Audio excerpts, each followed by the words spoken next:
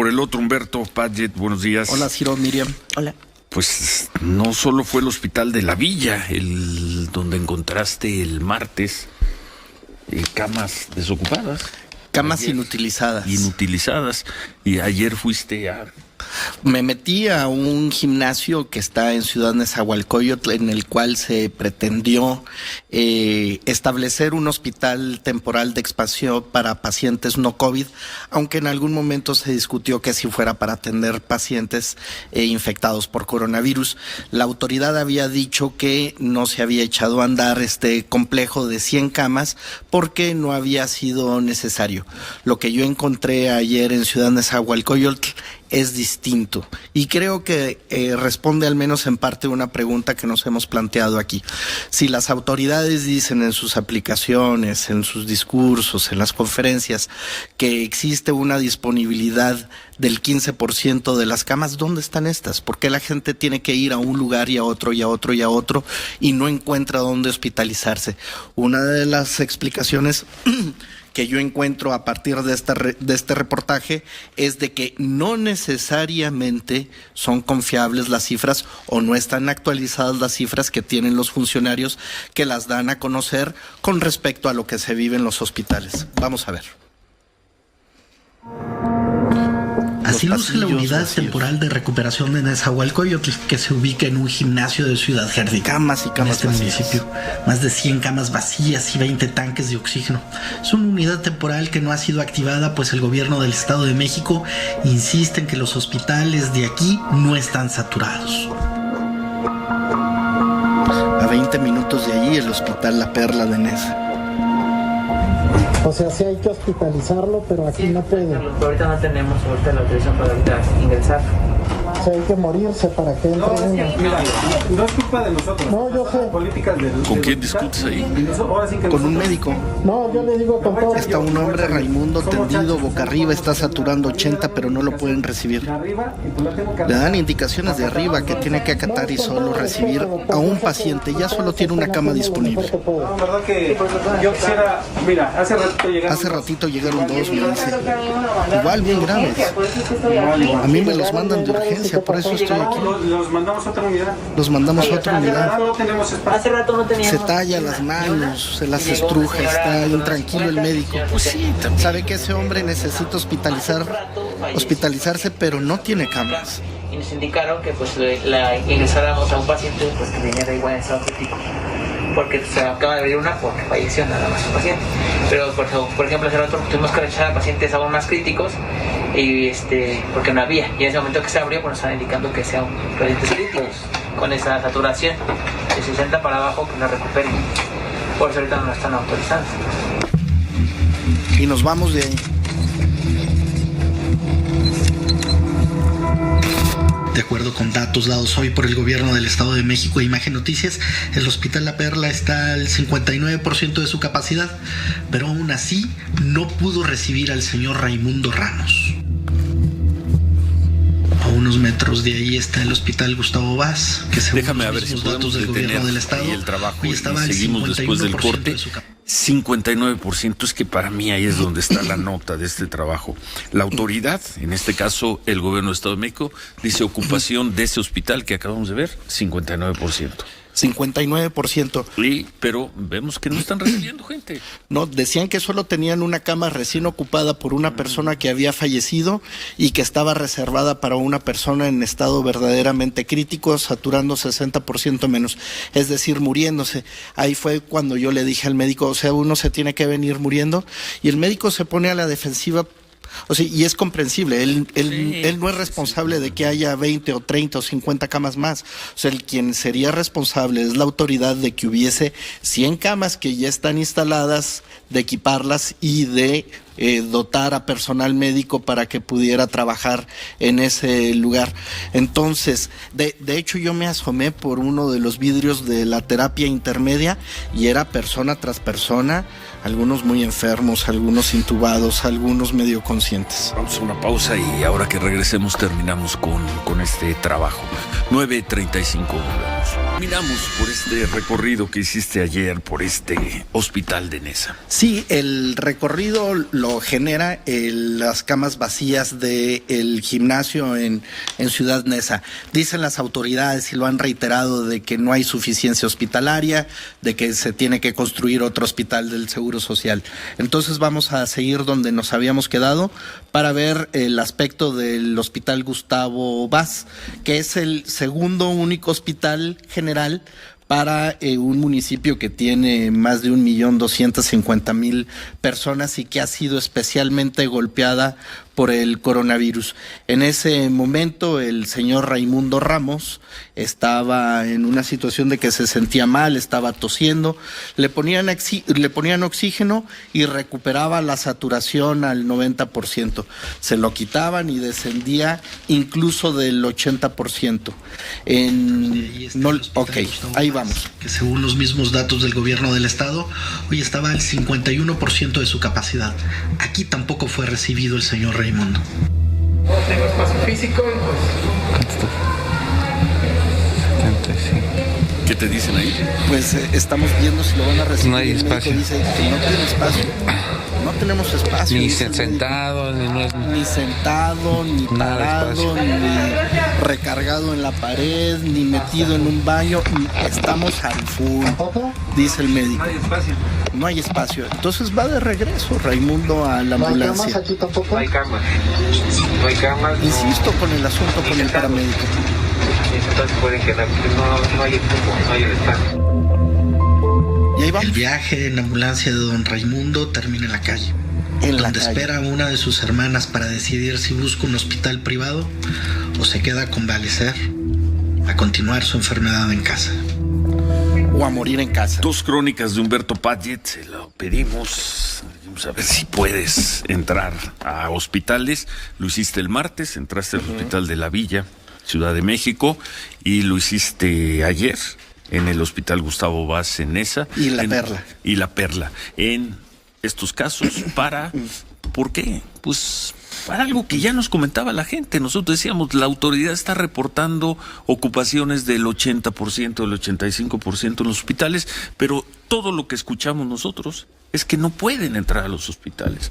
Tú fuiste y documentaste. O sea, aquí el esfuerzo era ver 3 casos en dos días. Explicarlo y no decirlo, sino grabarlo y mostrarlo. Sí, porque en este hospital, el Gustavo Vaz, decían el reporte 51. que nos dio la propia autoridad del Estado de México, era de 59% de ocupación. Si tienen 59% de ocupación, nos lleva a pensar que tienen un 41% de disponibilidad. ¿Por qué no recibieron estas personas?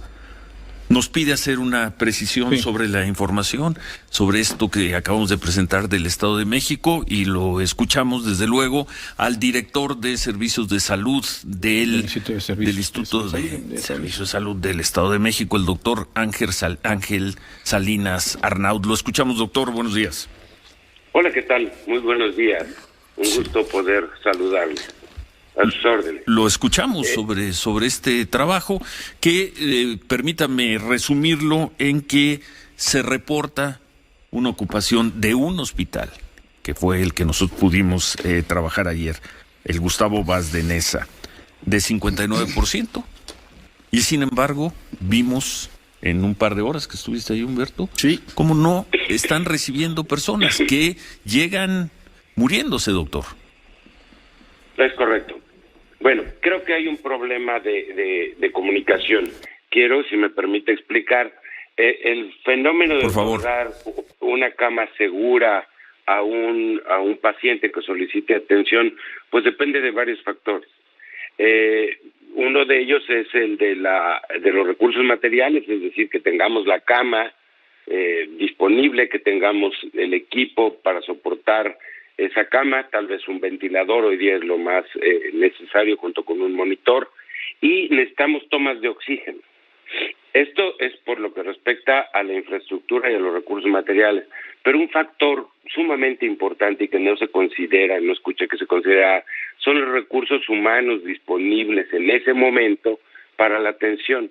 Es un fenómeno sumamente dinámico el que se presenta en el ingreso y egreso de pacientes. Permítame entonces, doctor, si no hay recursos humanos, ¿por qué se registra y se informa que la ocupación del hospital está en 59%?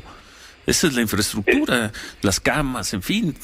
Pero si no tienen personal, ¿de qué sirve esa cifra que han venido manejando? De que la ocupación es del 58, del 63, del 70, si en realidad no pueden recibir a las personas, doctor. Bueno, la estrategia nacional se ha referido en cuanto a se ha establecido como centrada en el número de camas disponibles. Pero consideremos, por favor, primero que un médico, una enfermera, tiene la vocación más definida que existe tal vez dentro de todas las profesiones, y ninguno de nosotros, los médicos, ni los miles que están trabajando, deciden hoy levantarse para revisar pacientes.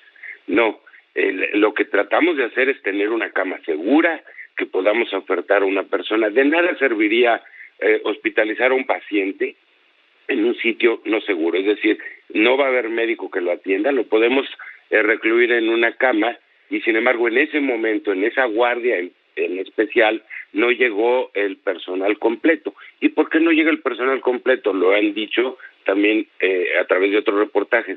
Creo que el gremio médico ha venido sufriendo un agotamiento extremo por esta sobrecarga de trabajo de 10 meses o más. El volumen del trabajo es muy importante. Lo entendemos, doctor. Lo entendemos y lo entendemos muy bien, y lo vemos, lo compartimos, y nuestro reconocimiento a los doctores.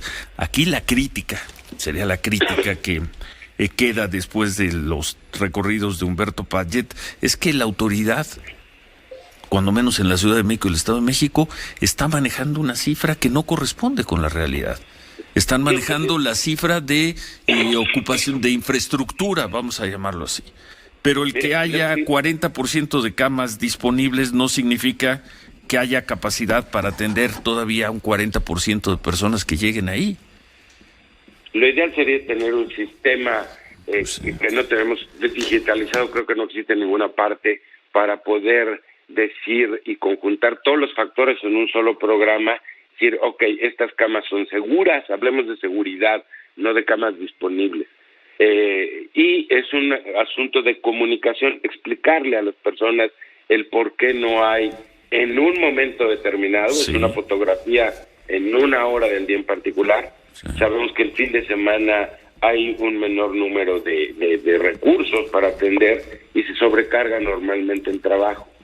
Sí estamos en una situación de sobrecarga extrema y lo sabemos, los médicos especialistas se ha manejado desde hace tiempo.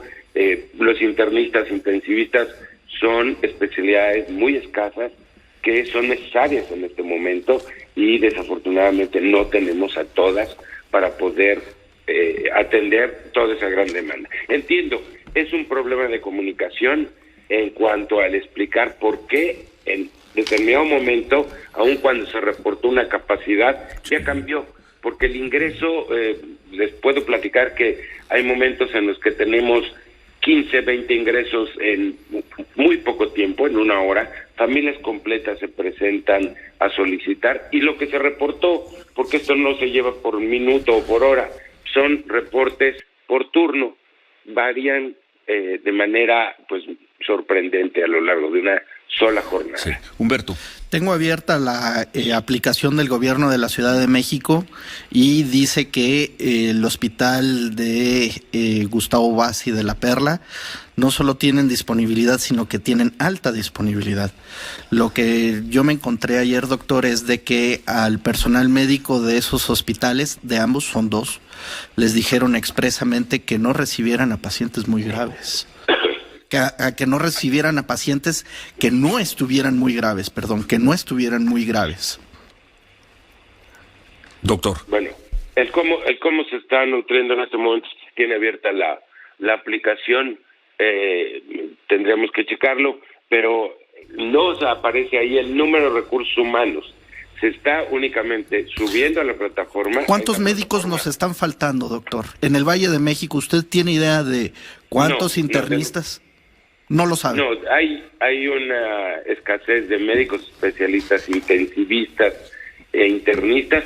Recordad que muchos siguen recluidos, los mayores de 60 años, los que tienen otras comorbilidades, se encuentran en su domicilio y nos hace falta ese personal para fortalecer y venir a reforzar al personal que está agotado trabajando desde hace tiempo.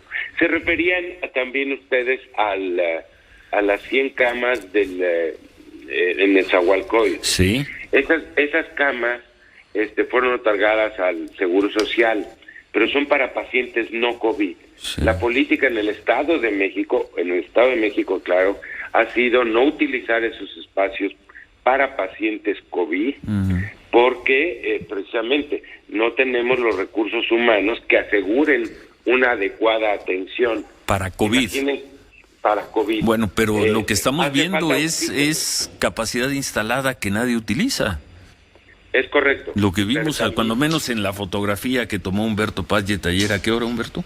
¿De este hospital? Sí. Ahí me metí a la 1:30. A la 1, la fotografía de ayer, una gran capacidad instalada que nadie usa, doctor. Es correcto. No dudo de la foto que tomó, como usted refiere. No, la estamos viendo además ahorita en pantalla. En esa foto se incluyó al recurso humano, que es lo que quiero aportar al día de hoy. Yo creo que para tener la visión completa tenemos que conjuntar, repito, los recursos materiales, sí, el oxígeno y sobre todo al personal médico, paramédico, que debe de intervenir en el proceso de atención. Y no tendrían, es que vea la contradicción que se está dando, doctor.